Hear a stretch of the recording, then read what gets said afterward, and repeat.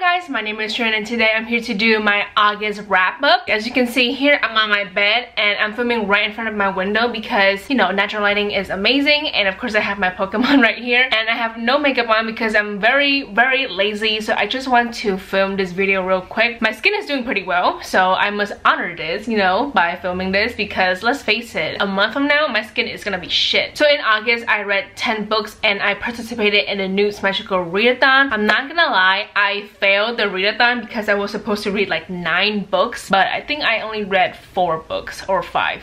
I don't remember, but there are like a few books that I didn't read because I ran out of time. And also I did 4 reading vlogs for the n.e.w.t.s magical readathon, so I will link all of those videos down in the description box below. So now let's jump right into the video. The first book that I read in August is The Truth About Keeping Secrets by Savannah Brown. Some trigger warnings for this book: death, abusive relationship, and implied lack of consent. So this book is about a main character named Sydney, and in the beginning of the book she is attending her father's funeral because her father passed away in a car accident. And at the funeral she meets a girl named June. Sydney's dad was a therapist and June, the popular girl, was his patient. She was at the funeral and the girls form a relationship. Throughout this entire book someone is threatening Sydney, the main character, by basically texting her a lot of really gross messages. In addition to that, they are stalking Sydney, so it's actually very scary. And I feel like this book is like a contemporary novel, but then a mix of thriller, because, you know, we're trying to find out who the stalker is. The writing is so freaking good. Oh my god, Savannah Brown is such a good writer. As for the characters, I really enjoy all of them. The main character, Sydney, she's going through a lot in this book. She's actually paranoid and scared of death because after her father's death, it really affected her. In order to really understand death, she basically watches videos of people dying. It's very explicit. Like, I would say that it's very explicit because we literally see Sydney watching videos of people dying in car accidents, and then there is a scene where she actually watch her father die in that car accident. It's very dark, and if you don't like to read books about death and, you know, very explicit things about death, definitely skip this book because I think it can be a little bit too much. As for the mystery aspect, I don't know why, but before I read this book I really didn't expect that we were going to have a stalker in this book. It's actually a very big deal because when it was getting a little bit too far, Sydney does not feel safe at all, and I was really worried because I feel like this person could easily kill her. And also, if you're reading this book because you love that thriller aspect, that mystery aspect, I feel like you're not gonna get that with this book because there's no big plot twist to who the stalker is. When you're reading this book and when you get enough clues, then you definitely know who the stalker is. And honestly, I'm fine with that because I figure who the stalker is literally like a few chapters before Sydney finds out, and I was not mad about that because when I kind of guessed who it is, I was waiting for Sydney to find out so we can, you know, confront this person. And finally, I do want to say that this book is very heavy because it deals with death and abusive relationships, because June, the love interest, was in a very abusive and manipulative and toxic relationship with her ex-boyfriend. So at the end of the day, I'm gonna give this book 4 out of 5 stars, and if you can get this book, then I highly recommend this book because it's actually very good. And like I said, it's very heavy, so please be cautious when you read this book. The second book that I read in August is They Both Died at the End by Adam Silvera. So this is the first book that I read for the n.e.w.t.s magical readathon. So a trigger warning for this book is death. So in this book, there's this thing called Death Cast, and it's this program, and basically the people who work with Death Cast, they communicate with the people who will die within 24 hours. So our 2 main characters, Rufus and Mateo, they both get phone calls from Death Cast and they know that they're going to die within 24 hours. So they have this app called the Last Friend app, and basically they meet on this app and they spend their last day together in New York. Basically, Mateo and Rufus, we learned so much about them and what they went through over the past year. So for Mateo, his father was in a coma and he lost his mom, and his best friend Lydia is a single mom. And then Rufus, 4 months before this day, he lost his parents and his older sister. Like I said, it's just really freaking sad. Alright, let's quickly talk about the writing. I love it so much. It's just so simple and I really just appreciate the writing. So after this book, I really want to read 2 books from Adam Silvera, like his solo books, I guess. And like I said, this book is so freaking sad based on the title, and then of course based on the main characters' lives. They don't have easy lives, and I kind of appreciate that because it just makes these characters so realistic, because they're going through a lot of shit when it comes to their friends and their families. Rufus and Mateo, our two main characters, are wonderful people. Oh my god, I love them so much. Even though Rufus did some shit that I don't agree with, I still like him, so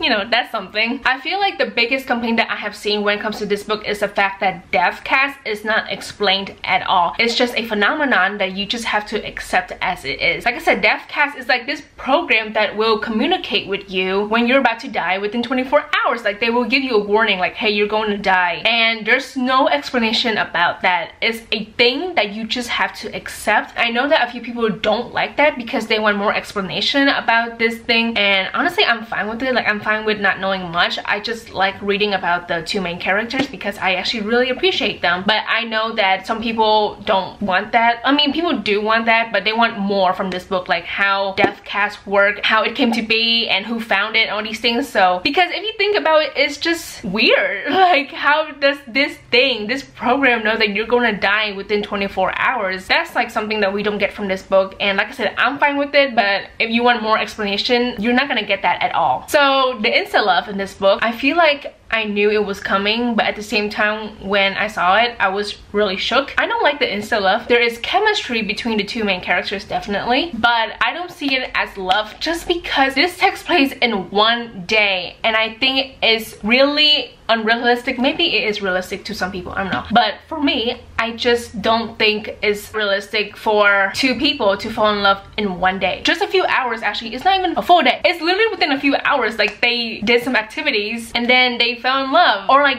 they just become in love like automatically, because our two main characters basically confess their love, and I just did not like it at all because I like it better when they don't say they love each other. It's just a complaint that I have, and yeah, I just don't like the insta love. Like I like that they're together and I like that they like each other, but that's about it. So at the end of the day, I'm gonna give this book 4 out of 5 stars. And like I said, I really want to read 2 other books from Adam Silvera, like his standalone books. So hopefully I can read one of them before this year ends. The third book that I read in August is Marco Botto by Italo Calvino. Calvino is his last name. So I read this book with my boyfriend Jonathan. This is a compilation of short stories about a guy named Marco Botto. There are 20 short stories and each one takes place in different seasons. So, you know, the first one is in spring, second one is in summer, third one is in fall, and then fourth one is winter. And then we go back, and it's basically just like a cycle of his life within like 5 years, I believe. 24 divided by 4. No, 20 divided by 4 is 5. I know math. The writing is so freaking good. That's like something that I've always said about this book, because I read this book towards the end of my first reading block. I remember constantly raving about the writing because it's just so simple yet sophisticated. It basically tells you the story, but it does it in a really beautiful way because we really get to see what Marco Botto is like. And basically this takes place in Italy, I believe like 1950s and 1960s Italy. We can really visualize what it's like back in the days. And then of course we see Marco Botto and how he was like very poor and how he lives with his family and what happened to him and his family. Like a lot of things happen because there are 20 short stories. There's like a few that I remember. So I like the story about the rabbit and then the wasp. There are some short stories that are not memorable. So like I said, there's like 2 or 3 that I really remember and really like, but that's about it. So I gave this book 3 out of 5 stars, and I'm really glad that I read this book. So I know my boyfriend wants me to check out more work from him, and I will in the future, but right now I'm so freaking busy. I don't want to talk about it. But like I said, the writing is so freaking good, so I know that I need to check out his other works as well. The 4th book that I read is Thunderhead by n.e.w.t.s. So if you don't know, in July I read Scythe by n.e.w.t.s, which is the first book of the Arc of the Scythe trilogy, and this is the 2nd book of the trilogy, and the 3rd book is coming out in November. Some trigger warnings for this book: death and suicide. I read this book for the News Magical Readathon, but then also I buddy read this book with Sandy and Jonathan. But basically we live in this world where bad things are eliminated, like no government, no hunger, no disease, no sickness, no death too. but there is a group of people called Scythe, and their job is to glean people in order to control the population growth. So glean is kill basically. And then of course the first two books followed, you know, two main characters named Citra and Rowan. That's all I can say because like I said, this is the second book and I just gave you a basic synopsis of the first book. But of course in this book, a lot of shit went down, okay? So much has happened and I love all of it. This is the best sequel I've ever read this year. We really went in depth with the Thunderhead and Unsavory. So the first book is Scythe. So of course we learned a lot about the Scythedom and then Scythe and their job. But in this book we really expand on the world building. So now we get to see the Thunderhead. I have described Thunderhead as God but technology, okay? The Thunderhead knows everything and it sees everything. It's so freaking powerful. We get a new character named Grayson Tolliver and I actually really like him. He is a big deal in this book. He's actually a very good guy. I feel really bad for him like the entire book. I think one of my favorite things about this book is the religious parallels. So I highly recommend watching Christine's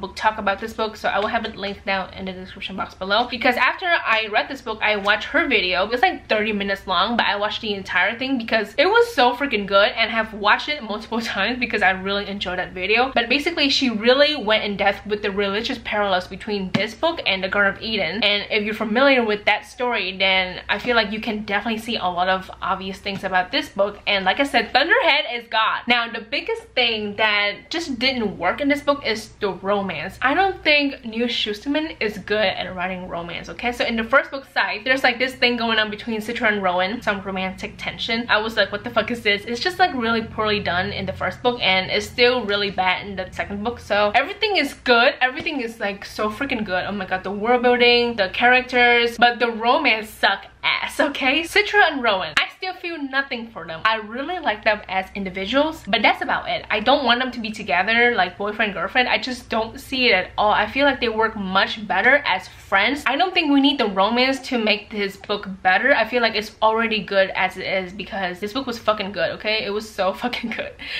Wow. I'm gonna give this book 5 out of 5 stars because it deserves 5 out of 5 stars in my opinion. Even though I complain about the romance part, I feel like I can definitely look past that and just appreciate this book for what it is. I cannot wait to read the last book of this trilogy. It's called The Toll and it's coming out in November. I'm pretty sure it's November 5th. So I need to pre-order that book because I really want to read that book before this year ends so I can finish the entire trilogy in 2019. The 5th book that I read in August is The Diviners by Libra. This is actually my second time reading this book. The first time I read this book was literally the end of 2015, I believe. So I was like a senior in high school and I'm a senior in college now. I read this book for the News Magical Readathon. Some trigger warnings for this book: killing, domestic abuse, rape, abortion, and animal cruelty. This book takes place in New York in the 1920s and it follows a bunch of people, but mostly follow our main character Evie. In the beginning of this book, she gets in trouble with her parents and her mom basically sends her to New York because her uncle, Will, he lives in New York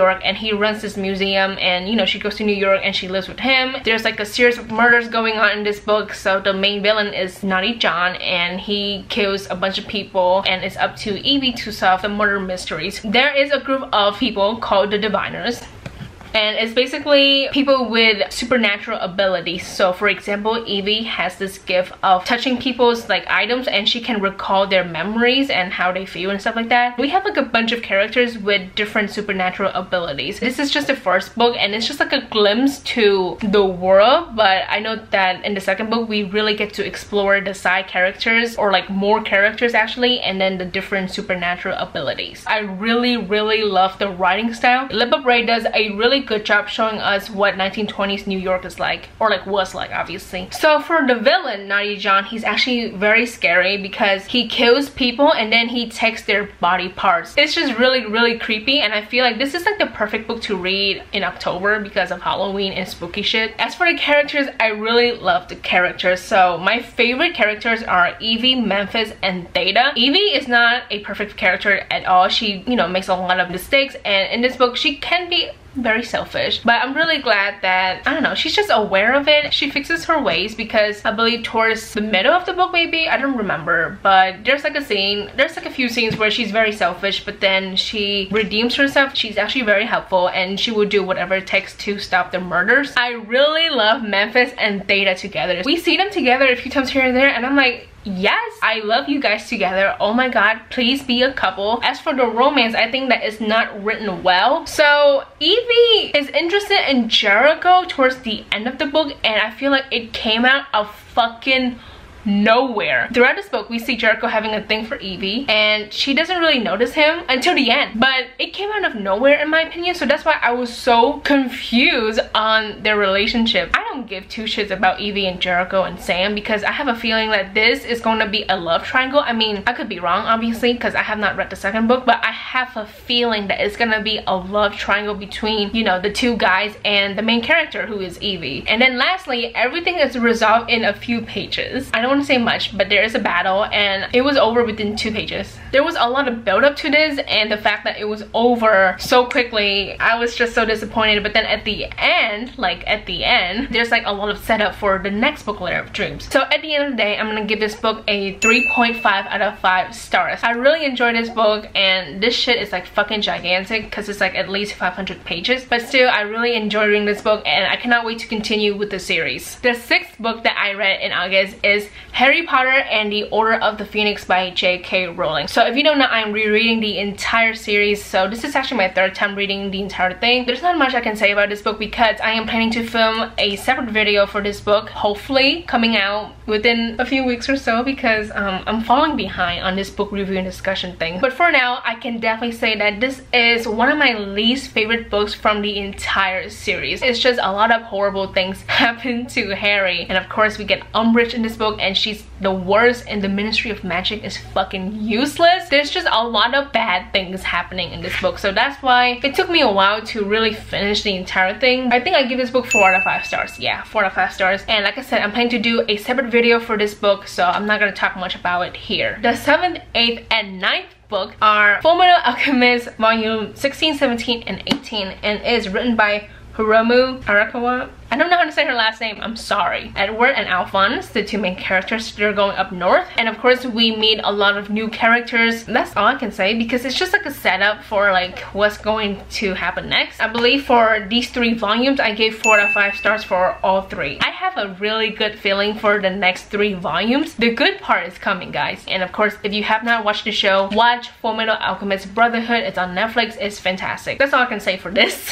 And then of course, the 10th book that I read in August is I Wish You All the Best by Mason Deaver. I read this book for the News Magical Readathon, and this is actually the last book that I finished. Some trigger warnings for this book: misgendering, depression, anxiety, panic attacks, and child abuse. So in this book, we follow a main character named Ben. They are non-binary, and in the beginning of the book, they come out to their parents, and of course, their parents kick them out for being non-binary. So they have to contact their older sister Hannah to, you know, ask her if they can live with her. So Ben goes to a new school, and they meet new people. They meet a guy named Nathan, and Nathan is a love interest. So I think that's about it for the synopsis. The one thing that I definitely want to tell you guys right off the bat is the fact that Ben comes out to the people in their life on their own terms. Even though the results aren't always the best, like for example, their own parents kick them out of their house, it's still their choice to come out to the people in their own life. So yeah, I just really appreciate that. Ben is going through a lot, so they struggle with body image. In this book, they talk about how they're not 100% confident because they don't feel comfortable in their own body. In addition to that, they struggle with depression and anxiety. So the 3 prominent figures in Ben's life are Hannah, Nathan, and Miriam. So Hannah is Ben's sister, and like I said, she's like the older sister. They have a very complicated relationship because Hannah left her family when she went to college. They haven't talked for like 10 years, and I really appreciate that we delve more into that in this book. And of course, we learn why Hannah left the family, you know, when she went to college. And of course, it has to do with the parents. Okay, the parents fucking suck, and I will complain more about them later. And then Nathan is Ben's new friend and also the love interest in this book. And Nathan is just so nice and friendly, and I just really appreciate Nathan because he's always there for Ben. And then Miriam is Ben's best friend. So Miriam is non-binary, and they are a vlogger, so I think that's just really nice. nice how they become friends because Ben found out about Miriam in the past, and you know, they talk and then they become friends. But not just that, you can tell that Miriam is a very important person in Ben's life because Miriam was the person who helped Ben realize who they are. Some of the worst characters in this book are Ben's parents. They are horrible in my opinion. The dad is worse. I think the dad is very abusive and manipulative because in this book we really see how he exploit Ben. It was just really bad. And the mom, oh my god, I feel like the mom has some potential to change, but I still don't like her. I still don't trust her. Comparing to like the mom and the dad is like 10 times worse. The mom is just there, and I know that she's trying her best to be a good mom, but it's still not good enough in my opinion. So